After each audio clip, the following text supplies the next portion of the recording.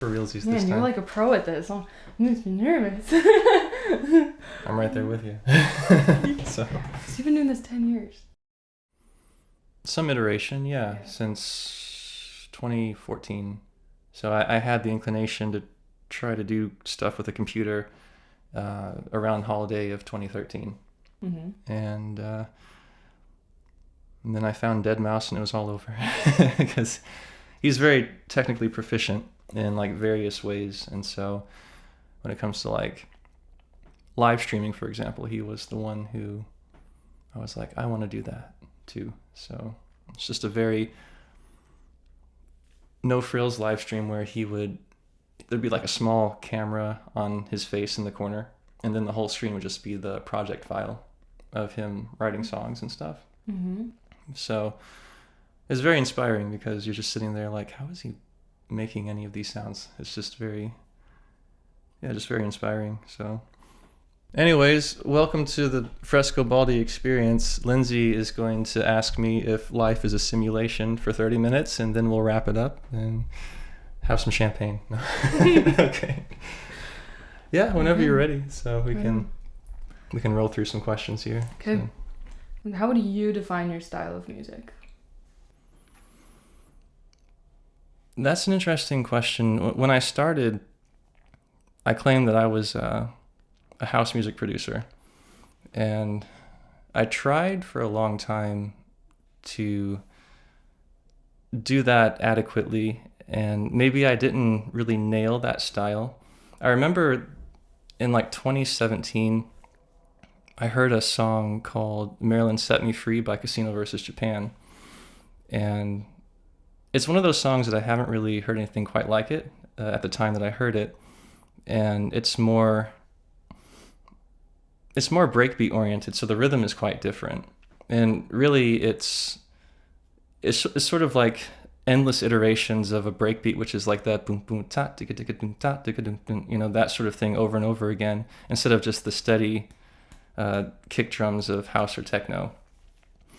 And so it was one of those songs where it's like, wow, you can do that, like that sort of thing exists. And so it's a funny thing because that song in particular directly influenced a lot of what was on my recent record.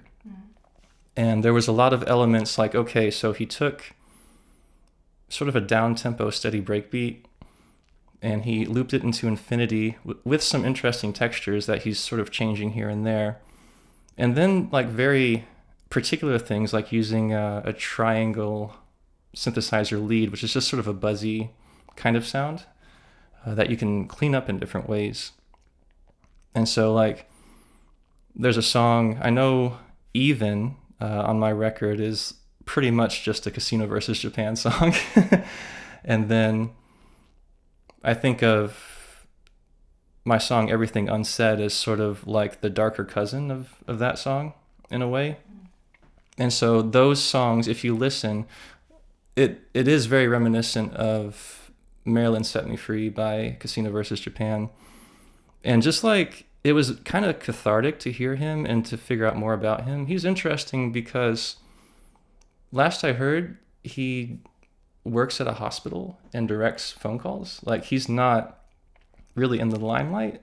And also there's another artist from the UK called Burial, and they also very purposefully don't do interviews and things. And so I like that premise of they're maybe not in the public eye, but every couple of years they just drop music that's undeniably good. So that is a very interesting take, especially with like the hyper sensationalized and saturated EDM thing where it is a certain aesthetic of hype and self-promotion and big crazy sounds and all that, but it doesn't have to be that. And so I think that works out well for me. And so yes, it was very cathartic to hear him as well as Boards of Canada, which is, where are they from? Are they Scottish? They might be Scottish, but a very similar sound. I often think of Casino versus Japan as like an American Boards of Canada. And so, yeah, just a different type of music that lends itself to being in movies and games and things instead of just the straight up rave culture, which there's a place for that, and it's also special. So yeah, I think my sound is pretty close to that. At least that's my aspiration, is to sort of emulate those guys. And really, like, that breakbeat style for me fits more like a glove. Mm-hmm. Like recently I tried. I tried. So I participated in this remix contest for Mousetrap, and they've been on my playlists for 10 years now. And as much as I love that style and how exciting it is, I don't know, at least right now, I'm not sure if I'm terribly good at it. And so that's something in the future where I might like to work up the confidence of doing a straight ahead dance album where it is more of like driving techno and house. I think there'd be an opportunity for learning and maybe some unlearning. So, but yeah, I'm not too sure what the future holds for this project.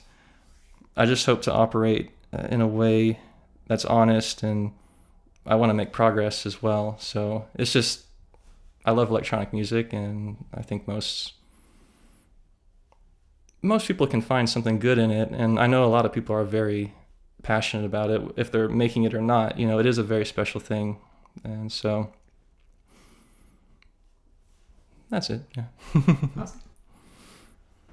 Next question. What is the biggest thing you've learned about the music over the last 10 years, and what's the biggest thing you've learned about yourself as you've been performing the music over the last 10 years? The biggest thing that I've learned about the music, the first thing that comes to mind is sort of the technical learning curve. Because I think I communicated with you before that I felt like in the beginning I was writing interesting ideas, but I didn't quite frame it the right way. Mm-hmm. So ever since I was like 13, I was in love with music, starting with the bass guitar and things like that. And so that sort of idea of what music could be or what it could mean to somebody, I think I'd already understood that, starting with like listening to alternative rock like The Strokes or Modest Mouse. And then my crazy jazz days where I was convinced I would just be a jazzer for the rest of my life, but excuse me. But yeah, like when I started making electronic music, I didn't know what a compressor was. I had to have a friend teach me about compression and equalization. I'm gonna die, sorry. I don't know what's happening. I don't know if that's lame, but yeah, it's just that sort of, I feel like a lot of musicians, and I was thinking about this earlier, a few days ago at least, I have a friend named Trevin, and he is a very fine saxophonist, very professional and on top of it, very gifted. And I want to ask him, like, do things still surprise you? Is what I want to know. Because this guy can play anything. He has perfect pitch, and he's been doing it for years and years. And so if I had to guess, I'm sure there are still things about music that sort of intimidates him. You know, because I think you can't possibly hear everything. In every corner of the world, there's something different about the music there. And so it is an interesting thing, because people have their innate voice, and they have styles, their own personal style. And you, at what point, I mean, I guess always you're going to work with your strengths, but also it's also good, regardless of what you're doing, is to push yourself and get out of your comfort zone a little bit. Mm-hmm. And I was thinking, because of what's going on with me moving recently, which I think you probably know more about that than the viewer at home right now. I'm thinking about how to reduce what I do, and like, what if I just hyper-focused on learning one software synthesizer? And so I have my eyes on one that I would like to dive into, because there are so many parts to it. And it might be a good opportunity to just sort of laser focus on that. So yeah, I think it is climbing the mountain of learning what a compressor is. Specifically, I was just learning new things about compressors a couple of days ago, so it just goes on and on. So Yeah, I think it's just that inevitable thing where it's good to know yourself and what you're trying to do and what your strengths are, but you just have to keep moving, and you have to, sometimes force yourself to acquire new ideas. So, yeah, I guess it's just that you never stop learning. And what about something that you've learned about yourself? I've learned that I'm stubborn, basically. Somebody asked me recently, so you have your music degree and now you're doing this big fancy thing at your job. What did you do in between? And I was just like, well, I worked a lot of unrelated jobs. And I don't recommend people go out and not work regular jobs. But I think only within the past 5 years have I been able to have a bit of a trajectory in career-wise, and it's not music related at all. But it's just that I'm going to be doing this regardless. Mm-hmm. It's sort of that creative need to just be always working on something. So, and that's just a part of who I am anyway, and I can't get away from it. so yeah, I'm stubborn in that way. In a world, I've lived in areas where this sort of thing, electronic music, was not as readily accepted. And I guess just occupying different social spaces, or even where you are geographically, there are different sentiments about it. And part of what led me to start my series on music history, electronic music history, was a feeling that what I was doing was not being accepted as readily as I wanted it to. And so, not to call anybody out, but I might call some people out, I feel like the Lexington Music Awards should have a category that resembles something like the best recording with electronic elements. Because I think they have a hip-hop category. But I know that there are kids in Lexington who are really passionate about electronic music. And I'd like to see that more represented there specifically, just because it's that's where I spent most of my time. Mm-hmm. So I'd like it to be a hair easier for the next people who are coming on. And so, Lexington Music Awards, make friends with the Lexington House Massive, please, so that you guys can, the tides can raise for everybody, and you can have a more cohesive picture of what music is in Lexington. So that's my only ask there. And yeah, that's it. That actually leads right into my next question. How do you handle creative burnout or self-doubt? Yeah, well, lately I think there's sort of a magic to having a lot of things on your plate. Yeah. And you sort of work more efficiently, at least for me. I find that today, for example, I had to get my vehicle weighed, I had to cancel my internet subscription, and then I had to record a podcast. So it's okay, so you're going to dedicate a little bit of time to each of those things. And in a way, it is a difficult ask to make music, at least in the way that I'm doing it, to make it your everything, your career and your love and all that. And so that's why in recent years, I've very purposefully separated those things. It's have the career so that then you can go home and do whatever you want with the music. And so, yeah, I just recommend diversifying your interests, because for me, if I continued to just sort of bang my head on trying to make house music, I would still be struggling, I feel like. So, but if I am burnt out, and say that I'm writing a track and it's not coming to me. Yeah. Sometimes you just have to discard it, and find something else that gets you going about life, or some other thing. You just kind of dive into that for a while. And as far as music making in Ableton, I don't think I'm getting away from that. There have been long breaks, and so sort of focusing. And well, even when I make the videos on music history, I still have to write the background music, so Ableton still plays a part. But the final product is not like a polished song for Mousetrap or something. It's a tiny bit of information that I'm hoping people can get something from.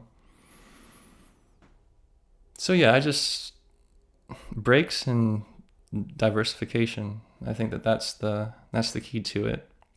And if there are little fires happening in other parts of your life, put your attention there and resolve that, make those things better. And then when you come back to your music, you might have a different story to tell. So that's the idea anyway. That's beautiful. Thank you. I'm going to scratch my nose. Okay. Speaking of your latest album, Leading to Light, how did you know when that album was finished and ready to be finalized? I'm not laughing at you. I'm laughing with you. Yeah, so it was, well, spoilers, everybody. YouTube has not known this until now. It was after basic training because I'm in the military. So I had these songs. Okay, funny story. So in 2019, I wrote a song called Alteration Tips, and it had a very particular sound. I was laughing while I wrote it because I'm like, this sounds like the winter level to a video game. And I was like, I remember leaving my room. I was still in the nest at this point. I was like, Mom, I'm writing Animal Crossing music. and so somehow that song coincided with me contributing projects to my friend Julian Gray, where he had his live stream where he would go into your project file and start fixing things so that it sounded more professional. And so after Alteration Tips, there were 3 more songs which were born. It was Coroplastered, which is a portmanteau of coroplast and plastered, because I worked at a sign company and that's how I felt some days, was quite coroplastered. And then All For You, which is sort of a personal song. It's about a past relationship and then like finally being okay with how everything went, even the ending of it.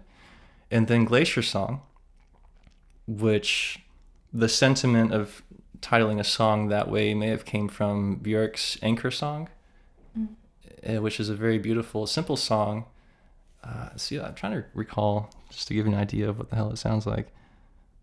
It's like, I live by the ocean. And so she just sort of catches this major melody and runs with it. And then there's like this intense saxophone harmonization going on. It's quite different. So those 4 songs came together to create an EP called Duality. And the tragic thing about Duality is I released it about 3 times because, excuse me, I was not really content with the final mixes. Mm-hmm. Once again, don't try this at home, kids. Don't release something and then pull it back and then release it again. It's not a good idea. It's just sort of... It took me a while, once again, to sort of frame my own songs in the correct way. And so the one thing about Duality that I noticed was that a lot of the instruments carried over between songs. So each one had a triangle lead with some filtering on it to make it kind of smoother. And then there was a high, like, square wave. I know this is all very technical, but like a lot of the sound design was the same. And it was either a breakbeat or like a straight up sample of somebody playing drums that I looped indefinitely, or it was electronic samples that I arranged to be a breakbeat. So the feeling was similar between the songs. And in that way, it's almost like seeing your favorite band. They're not like, the guitarist is not going to trade out his guitar for a hurdy-gurdy in the next song. So it's like, it's interesting because it was almost as if each song was being performed by the same band. And so after Duality, I guess what happened was I wrote 6 more songs with the same set of instruments. And then came Valhalla, which is like an ambient thing, and then Gate, which Valhalla was at the beginning. It was Valhalla with drums, and I took away the drums. And so, yeah, I had these songs, and they're not all like breakbeat songs. I had like a house song called East Iceland, but it still had those instruments. Like it still had a few of those synthesizers. So just sort of trying to make my way through the EDM landscape, I guess, trying to find a crew, people that I could bounce things off of, and maybe one day like a record label or something like that. And all the while making these songs that made sense to me. But as far as like a cohesive picture, I didn't realize that I had something until after basic training. And I was held up at my apartment. And I thought to myself, I'd like to put out a record, but I don't know what to call it. And I don't know if these songs are congruent enough to really work together. This one's louder than that one. And then I thought, well, why don't you just do what any logical person would do and try to normalize them and try to get them on the same playing field. And so that looked like just throwing a bunch, like a hodgepodge of my songs into a project file. And then like, well, if I turn this one down by 1.2 decibels, then it'll closer resemble that one. And so I was like, okay, what do I call this? I Want to Go to Iceland, the live action movie. I don't know. What do I call this? I wish I had some tentative titles for you, but I don't. But I can tell you what Leading to Light means to me, at least, or perhaps what it means in Icelandic. So, Leiða í ljós is a way of saying to reveal. So, in that way, like being interested in Iceland, it sort of added this dimension to my own identity, where I felt more at ease in a way that at least I was face first in this thing that was awfully interesting, and learning about Icelandic culture and attempting to acquire the language and all that.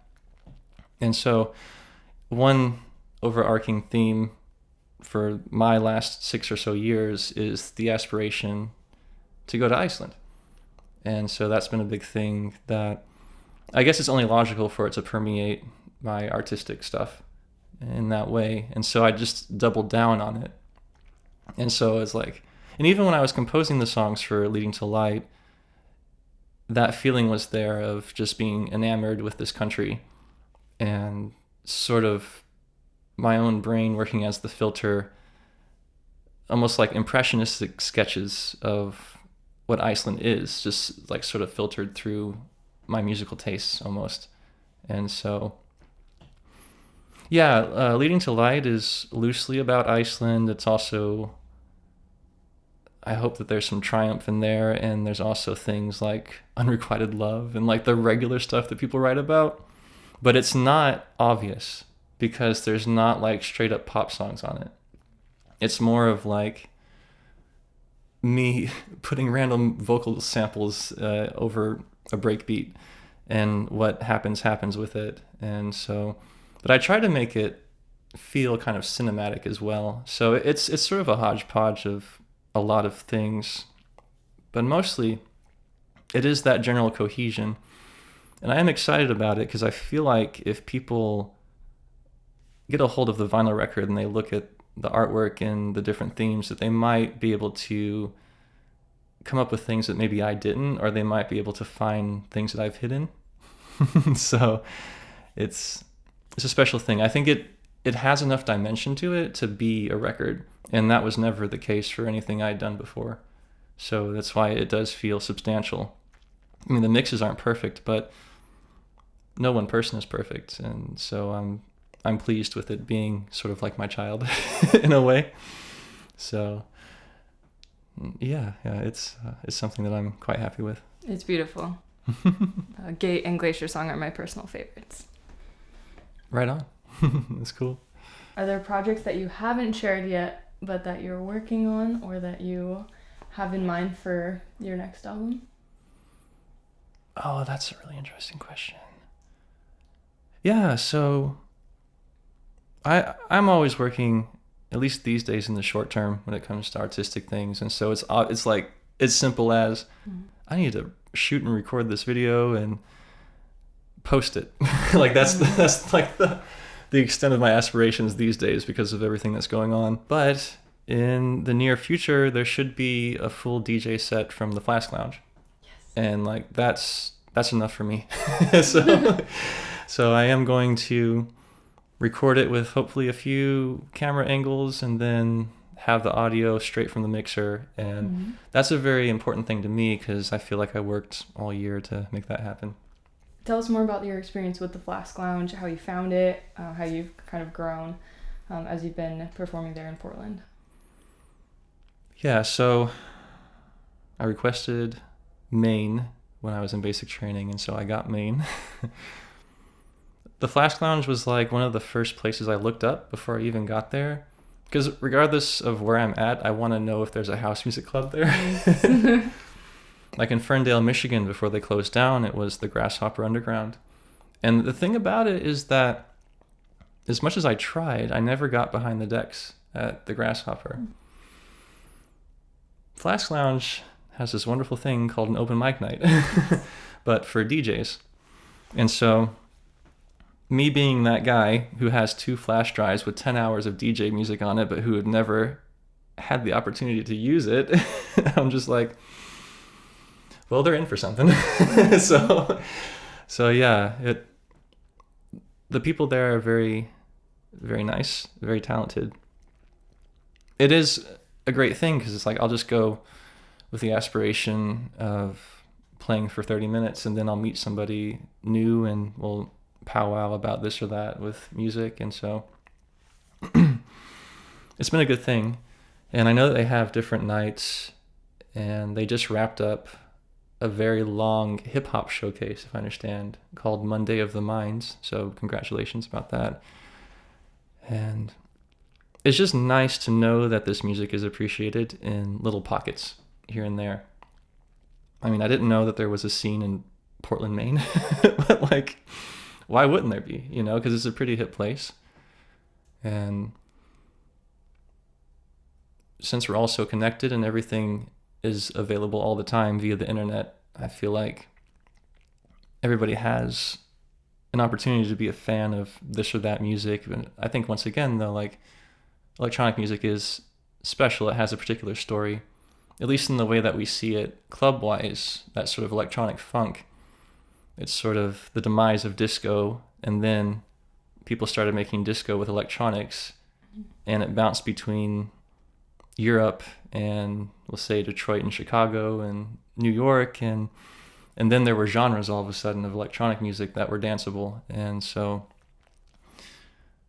yeah, it's... Did I mention that I like electronic music? Maybe.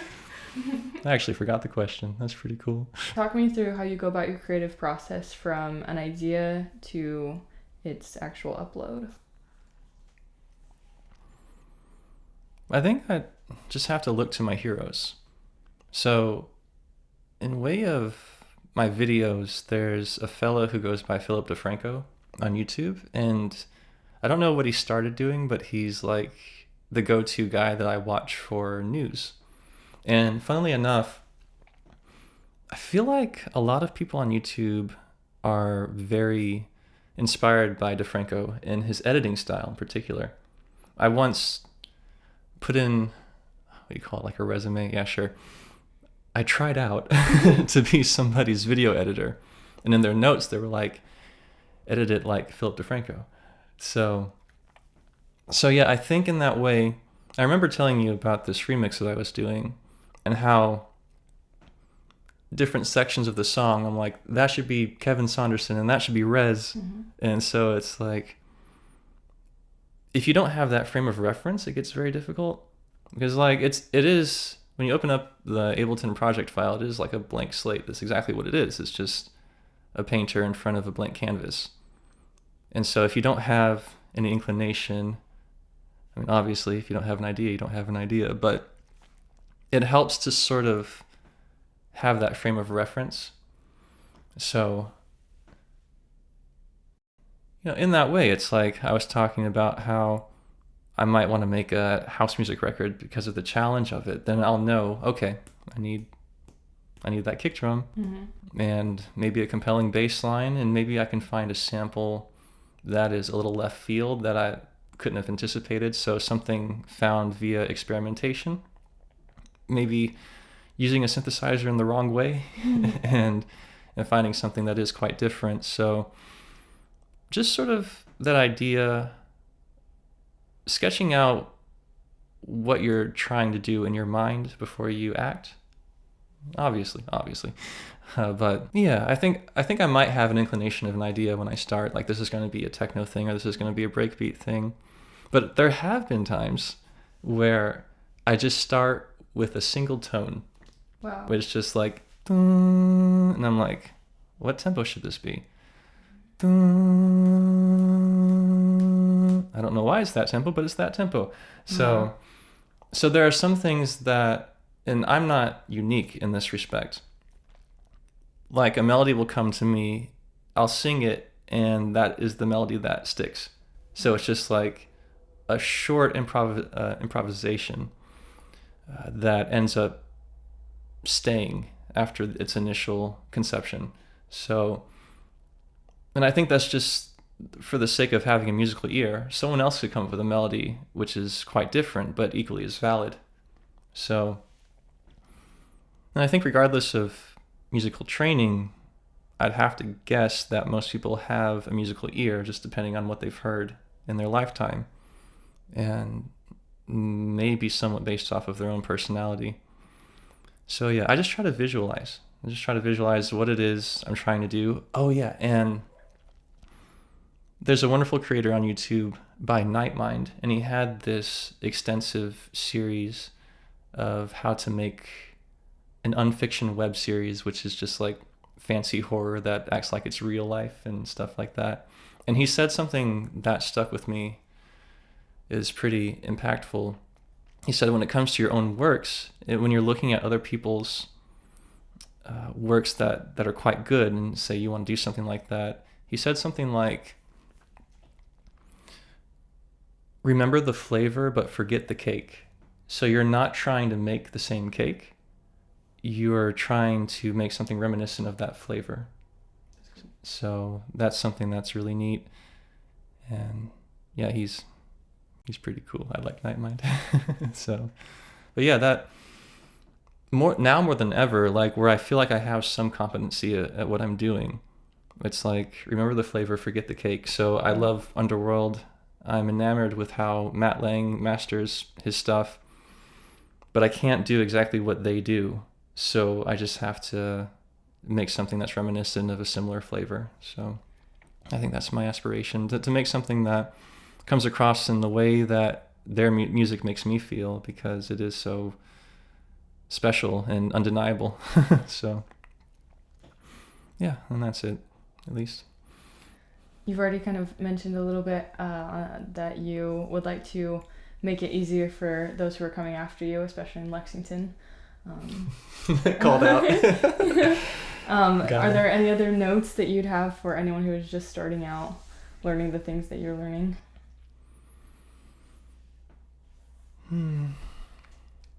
Notes. Well, you've already given a lot of yeah. Just start. You know, you really can't go wrong if you buy a little MIDI controller or a drum machine. I feel like either avenue is eventually going to get you to making full recordings. So just start. Because when I started, I saw Daft Punk in 2007 behind their pyramid, or at least videos of that. And I was like, I have no idea what they're doing, but I want to do that.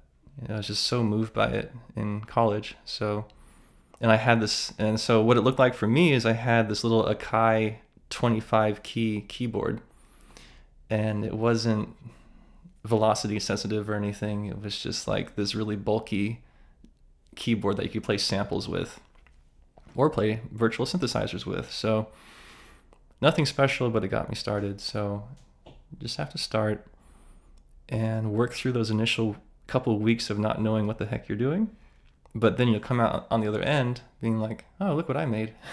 So yeah, that's my best advice. That was the completion of like my formal question. I gotcha. Were there any other topics that you think would be fun to talk on that I can praise? I think we got more than enough. Okay. So thank you, Lindsay. Oh, You're you're always the very best. welcome. Of course. It's been course. awesome to follow just this little short snippet of your journey, and I'll absolutely be watching in the future to see what you do. Perfect.